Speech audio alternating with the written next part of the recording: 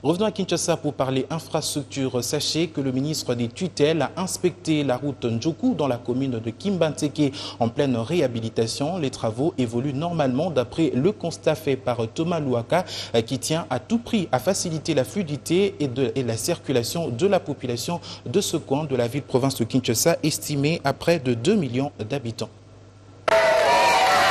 Avec près de 2 millions d'habitants, la commune de Kimbanteke nécessite des infrastructures routières pouvant faciliter le développement de cette municipalité. La présence du ministre des ITPR ici sur la route Ndjoku en pleine réhabilitation démontre à suffisance l'importance que le gouvernement accorde à cette chaussée en vue de faciliter la fluidité et la circulation des usagers de ces tronçons routiers. Le conseil est jugé positif par les patrons des ITPR qui saluent les efforts que fournissent l'entreprise contractante malgré les contraintes pour remettre en état ces axes routiers. Les travaux évoluent très bien, mais nous voulons maintenant qu'on accélère un peu plus pour profiter de la saison sèche. Et puis nous sommes venus voir, ils ont quand même beaucoup de difficultés. C'est une zone sablonneuse.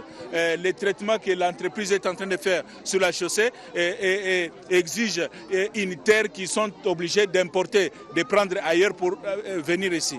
Et puis aussi nous avons vu la grande érosion qui a coupé l'avenue Ndjoku en deux. Les véhicules ne peuvent plus passer. Donc la population qui est là-bas est presque totalement isolée. Et nous allons voir avec l'entreprise Aron Sefou comment accélérer les travaux de lutte anti-érosive pour vaincre ça et puis poursuivre avec la chaussée.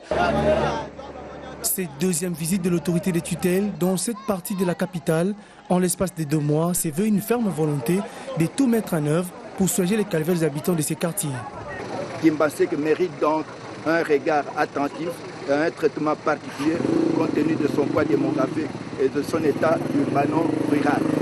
En demandant à la population de protéger jalousement cette route, de ne pas jeter ou brûler les immondices et en y vendant à moins de 10 mètres.